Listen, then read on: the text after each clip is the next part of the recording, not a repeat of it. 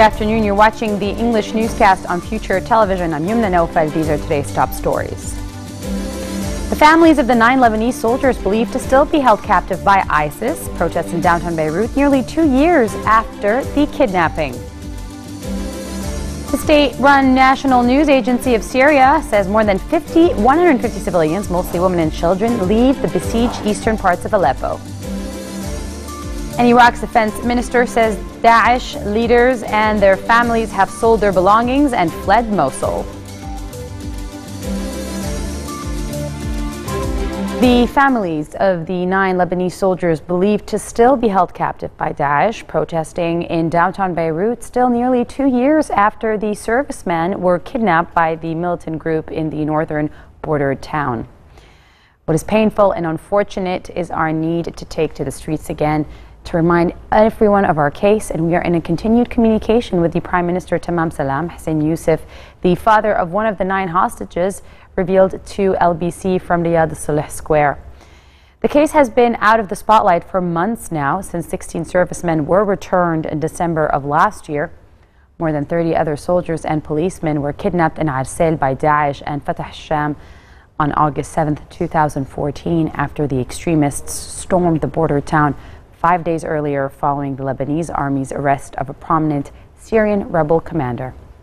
After days of clashes, the army managed to drive the militants out, but most hostages were released over a period of 16 months, while 4 were executed, 2 by Daesh and 2 by Fatah al-Sham. A Palestinian terror suspect was arrested by the Lebanese army near the Ain al-Hilwa Palestinian refugee camp in Saida. Army intelligence agents arrested near the Ain al-Hilwa camp the Palestinian Bilal Mahmoud Bader, who is accused of fighting against Lebanese army and belonging to terrorist groups. Several militants linked to detained cleric Ahmed al-Asir have turned themselves in to the army in recent days at the Ain al-Hilwa camp. There have been concerns, however, in the country that the jihadist state and Nusra front could be seeking to boost their presence in Ain al-Hilwa or even seize entire areas of the camp, which prompted Lebanese forces and the Palestinian factions to up their measures and coordination.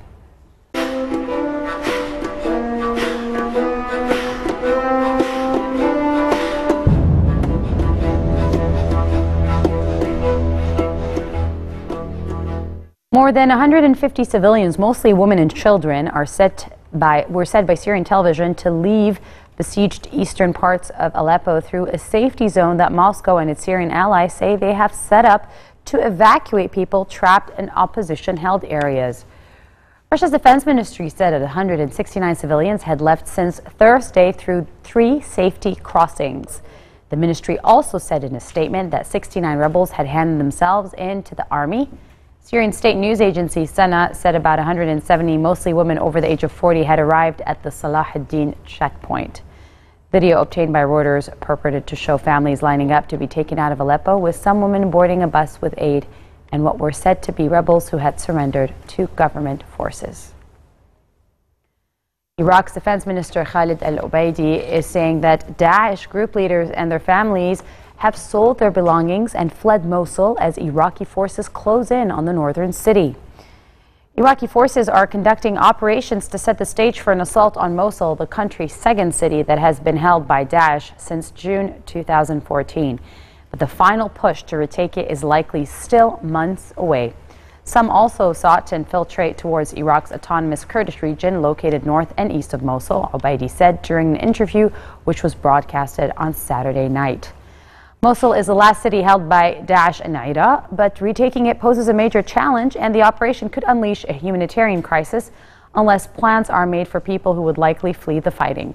The Red Cross said it believes that up to 1 million Iraqis could be displaced in the coming months by fighting against Daesh, including the operation to recapture Mosul.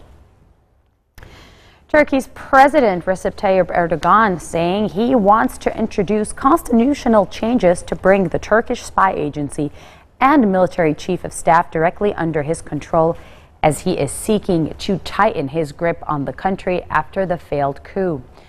Turkey, meanwhile, pressed ahead with a crackdown on the alleged accomplices of the coup, which Erdogan says has resulted in the detention of almost 19,000 people, but has also sparked international concern.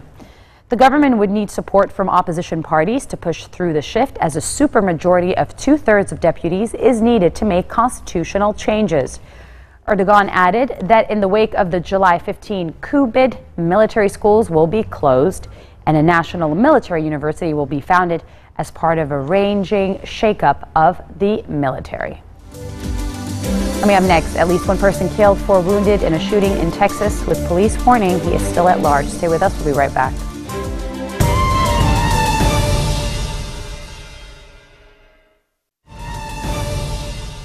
Welcome back. Tunisian Prime Minister Habib Essid lost a confidence vote in parliament in a move that risks plunging the country into fresh political uncertainty. Lawmakers voted overwhelmingly in favor of dismissing Essid, whose government has been criticized for failing to tackle the country's economic crisis, high unemployment, and a series of attacks since coming to power 18 months ago. Out of Tunisia's 217 MPs, 191 were present for the vote. A total of 118 voted to unseat Essid. 3 voted for him to stay at the helm of the North African nation, and 27 abstained. The 67-year-old premier had been under growing pressure since President Beji Caid Essebsi appeared on local television in June to criticize the administration and propose creating a new government of national unity. Essebsi is now required to launch consultations within 10 days to choose the most suitable person to form a new government, though no clear frontrunner has emerged so far. The Yemeni government says it has accepted a UN-proposed peace agreement to end more than a year of armed conflict, but there has been no word from the rebels. The announcement by the Saudi-backed government came after a high-level meeting in Riyadh chaired by Yemen's President Abdurrabu Mansour Hadi. Yemen's foreign minister, who is leading negotiation team in Kuwait, said he has sent a letter to the UN Special Envoy informing him the government backed the Kuwaiti agreement. One precondition, however, is that the Iran-backed Houthis and forces loyal to former President Ali Abdullah Saleh sign the deal by August 7th. He said Yemeni leadership had authorized the delegation to sign the deal, which has received strong international and regional backing. Nearly 2,000 Catholics and Muslims attended a mass in the northern French city of Rouen to pay tributes to a priest who was killed in a knife attack last week. Father Jacques Hamel was killed after 2 attackers linked to Daesh interrupted a church service and forced the 85-year-old Roman Catholic priest to his knees at the altar and then slit his throat. Since Saturday, Muslims have been joining Catholics around France for vigils, marches, and masses to show solidarity and unity between their religious communities. Seats in the Rouen Cathedral were reserved from residents from the northern French town of Saint-Étienne-du-Rouvray, where the attack took place, so they could attend the Mass with a larger group of people. According to local media, more than 100 Muslims attended the service at the cathedral, answering the call made by the French Muslim Community Council to attend Sunday Mass all over France in a gesture of solidarity and compassion. Another story making headlines in Pakistan. Muhammad Wasim, the man accused of murdering his sister, Pakistani model Kandil Baloch, appeared in court in Multan along with his cousin, who is also accused in the case. Wasim is accused of drugging and murdering Baloch along with his cousin Nawaz in a killing which has shocked Pakistan, a deeply conservative Muslim nation where the 26-year-old victim both titillated and outraged with her risque social media photos and videos. She was often described as Pakistan's Kim Kardashian, and Wasim told a news conference he was incensed by her social media profile. Baloch was unapologetic about pushing the boundaries of acceptability and women and changing the typical orthodox mindset of Pakistanis. Many viewed her as a disgrace to the cultural values of Islam and Pakistan, and others hailed her as a feminist icon. More than 500 people, almost all of them women, die in honor killings in Pakistan every year, usually at the hands of relatives acting over a perception shame has been brought on the family. Pakistan's ruling party plans to pass long-awaited court and move on from there. At least one person was killed and 4 others wounded in a shooting in Austin, Texas early on Sunday, with police warning that the shooter was still at large. The incident began shortly after 2:15 a.m. in a busy downtown area filled with bars and nightclubs, with police warning people on Twitter to steer clear of the area due to an active shooter. But again, as officers arrived, as you can imagine, with this being shortly after 2 a.m. and the large crowds that we have on 6th Street at this time, all the individuals leaving the bars, it was a very chaotic scene. A lot of people running in different directions with all the gunshots that were coming out. Our officers did a fantastic job coming in and trying to get to the victims and get aid immediately. EMS, again, being so close by, was able to get in and immediately start providing medical assistance and transporting those that were in need of care. As this incident was occurring, again, I said the initial incident occurred at 2:17 in the morning. We then had at 2:24 in the morning, we got a call of a subject being assaulted in the 800 block of Trinity near a parking garage.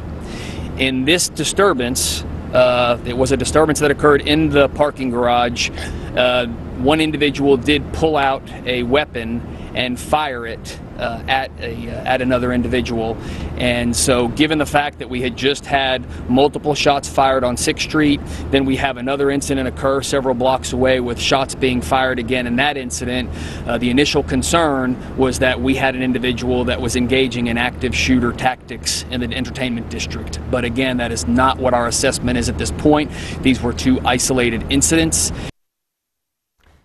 Pope Francis announced that the next World Youth Day, the Catholic Youth Festival, will be held in Panama in 2019. It will be the first time a pope visits the Central American country since Pope John Paul II's trip there in 1983. Delivering Mass in front of a huge gathering in Krakow, Poland as his 5-day trip comes to an end. Pope Francis had earlier addressed hundreds of thousands of young people gathered for the international meeting of the Catholic youth. And in the large field just outside the city, the Pope then watched dance representations of stories of struggle, conflict, and redemption, and heard a young representative from Aleppo, Syria say, "God, where are you? Do you exist?" In response, Francis asked the young people to pray for Syria and other places in conflict, saying, "Once and for all, may we all realize that nothing justifies shedding the blood of a brother or a sister." A new Harry Potter play that opened to swooning reviews and delighted gasps from the audience marks the end of the journey for the beloved boy withered. His creator, J.K. Rowling, said at the play's premiere in London. Billed as the 8th installment in the series, the play Harry Potter and the Cursed Child and a book based on its script have helped awaken a new wave of Pottermania 5 years since the previous episode was made into a film. After the second of the play's 2 parts finished, theater goers told Reuters it was beyond their expectations. Throngs of fans crowded bookstores for the midnight release of the book. Hours after the play in London's West End theater district dazzled theater goers with swishing capes, billowy wraith floating overhead, and illusionist tricks of actors appearing to vanish into thin air. This marks the end of our bulletin for today. Now for a reminder of our headlines. The families of 9 Lebanese soldiers believed to still be held captive by ISIS protest in downtown Beirut nearly 2 years after the kidnapping.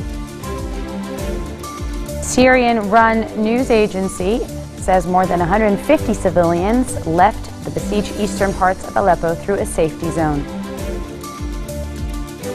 And Iraq's defense minister says Daesh and their families have sold their belongings and fled Mosul as Iraqi forces close in. Those are your Sunday headlines live on Future Television. Have a good end of weekend, and we'll see you tomorrow.